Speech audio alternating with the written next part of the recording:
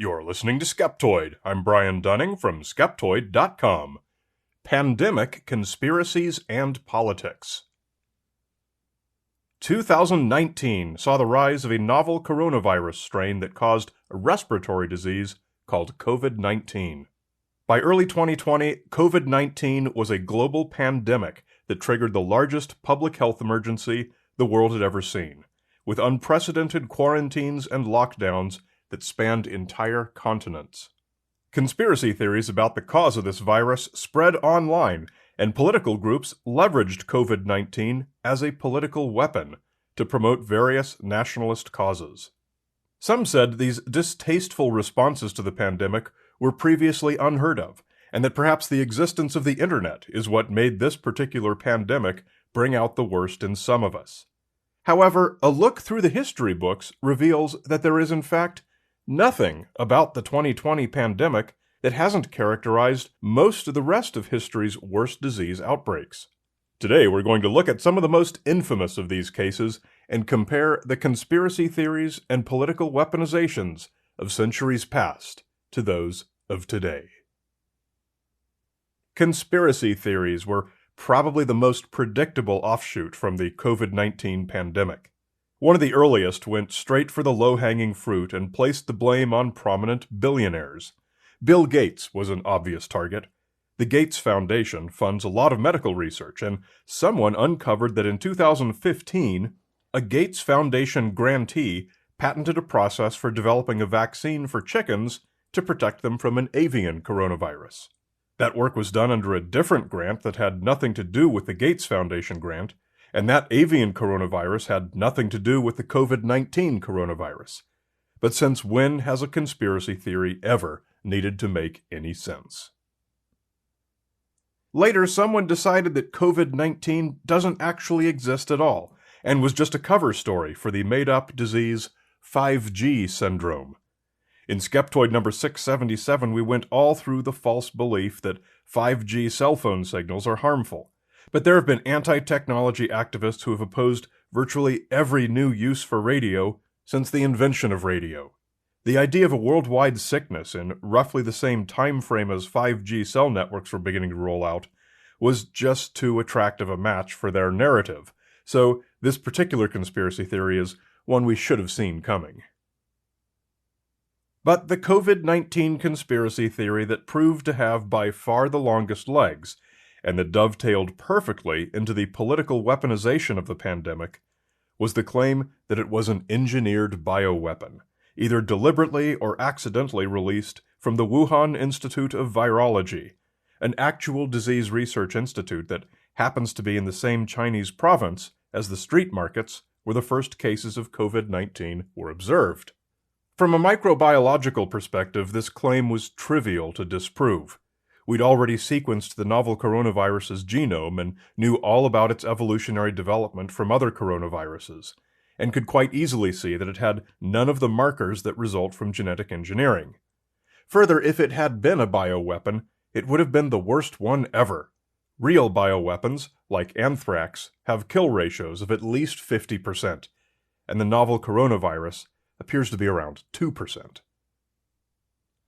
But, from the perspective of political ideology, attaching Chinese blame to COVID-19 perfectly reflected what was happening in the United States at the time. For one thing, the two nations were involved in a drawn-out trade war that had cost both economies dearly. For another, President Donald Trump had risen to power largely on the populist notion of nationalism, which blamed practically everything on immigrants and foreigners. Trump even made an ill-fated attempt to rebrand the coronavirus as the Chinese virus. But at the same time, inside China, the Ministry of Foreign Affairs endorsed a conspiracy theory that the coronavirus had been brought to China by American soldiers who competed in the Military World Games in Wuhan in October 2019, a story that quickly spread throughout Chinese social media. While both governments seemed to flub their early emergency responses to the pandemic, they were both right on point when it came to exploiting it as a political weapon against one another. Any student of history would know that false conspiracy theories and political weaponization are sure to accompany any major disease outbreak.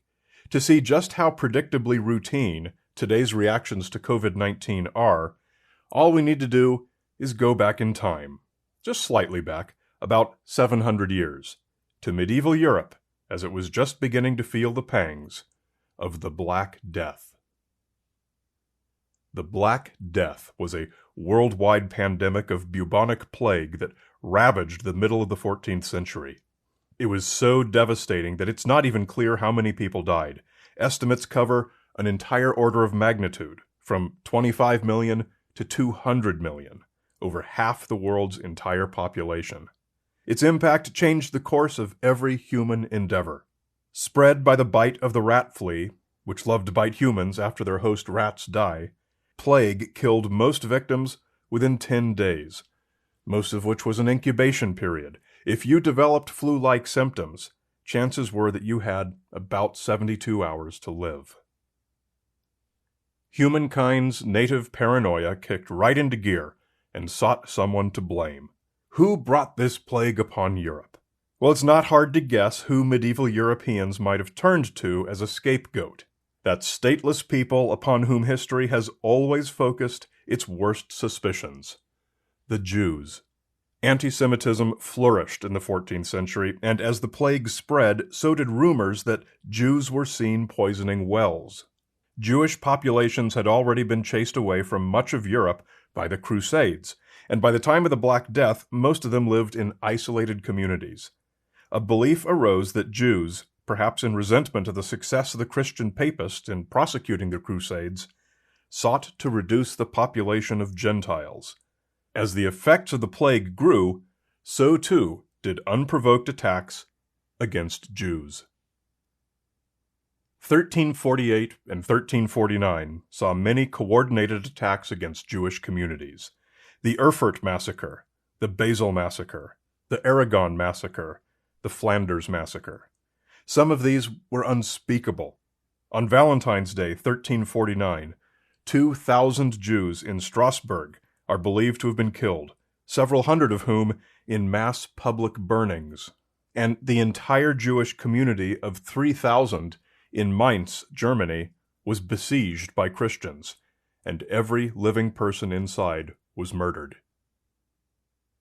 The only evidence ever discovered linking Jews to the Black Death was that they seemed to be immune to it.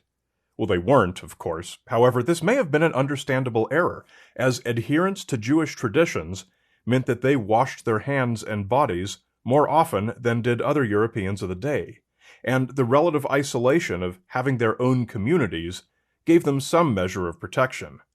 Some Jews did confess to having poisoned the wells, but the only such confessions were all the result of torture. Blaming the Jews for conspiring to poison all the Gentiles was about as predictable a conspiracy theory as was ever conceived. As one who writes professionally on conspiracy theories, I'm pretty weary of seeing the Jewish people on the receiving end so often. But nowhere was this more dramatic than during the worst disease outbreak of World War II. Typhus is a bacterial infection borne by body lice, and it thrives best in dirty, crowded conditions when washing and laundry are hard to come by. Typhus often thrives during wartime, and in the mass relocations of World War II, it became epidemic. Untreated, as it was in the cases we'll discuss, epidemic typhus kills up to 60% of those infected. The conspiracy theory associated with typhus comes from the darkest underbelly of that community, the Holocaust deniers. Those few Holocaust deniers who acknowledge the fact that some 6 million Jews died at the hands of the Nazis often claim that those deaths were merely the result of typhus, brought on by their own unsanitary lifestyle, and that any attempt to recharacterize the deaths as murders is itself motivated by anti-Aryan racism. The weaponizing of typhus for political purposes by the Nazis was perhaps the most repugnant such case in all of history. Throughout Poland, Nazis confined Jewish populations into ghettos, a few city blocks around which the Nazis built literal walls. Publicly, this was said to be quarantining of people infected with typhus to protect the rest. But in reality, it was a deliberate effort to infect all remaining Jews with the disease, in the hope that many of them would die. Inside the ghettos, changes of clothes and water for bathing were unavailable, so typhus raged through the squalid communities. Of the estimated 3 million Europeans who died of typhus in World War II, these diseased ghettos were probably the fate of most of them. Yet Nazi propagandists were able to say the quarantines were public health measures. The exploitation of typhus as a political weapon continues even today. In 2018, the cities of Los Angeles, California, and nearby Pasadena had a sort of mini outbreak of a different type of typhus called murine typhus, which is endemic to the region and is much less dangerous.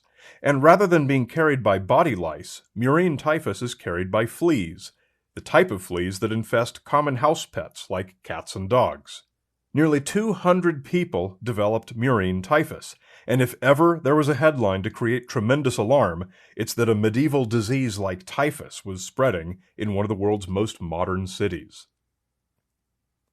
Now, Los Angeles is also known for its homeless population, and some of the typhus victims were indeed homeless, though none of the victims in Pasadena were. The issue of homeless populations is an eternal political hot potato in sunny Southern California. Some people want to assist the homeless, and other people want to kick them out.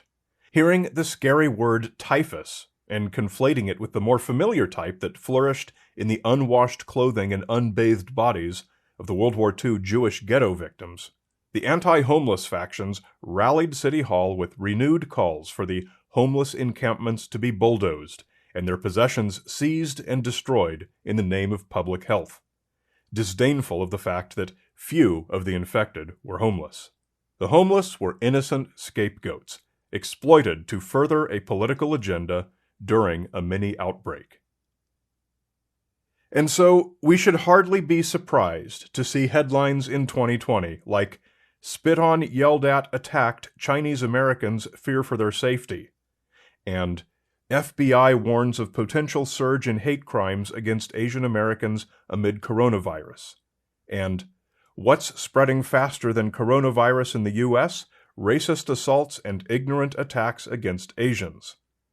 Conspiracy theories and political weaponization of tragedies are neither rare nor unexpected. They are the rule, not the exception. Seek them out, recognize and identify them, so that you can be part of the solution and not a collaborator to one of humanity's ugliest tendencies. But there's nothing ugly about Skeptoid's premium members like Brett and his lad Jared, Jesse Seville and Dean Maddox, supporters since 2014. Thank you so much. Jonathan Oxer and Stephen Rangut. Most people still don't listen to podcasts, so another great way to spread critical thinking to friends, family, or the classroom is our free 40-minute movie, Principles of Curiosity, a fun and entertaining journey through the basics of scientific skepticism. Watch now at principlesofcuriosity.com. From Skeptoid Media and New Rule Productions, principlesofcuriosity.com. You're listening to Skeptoid, a listener-supported program. I'm Brian Dunning from Skeptoid.com.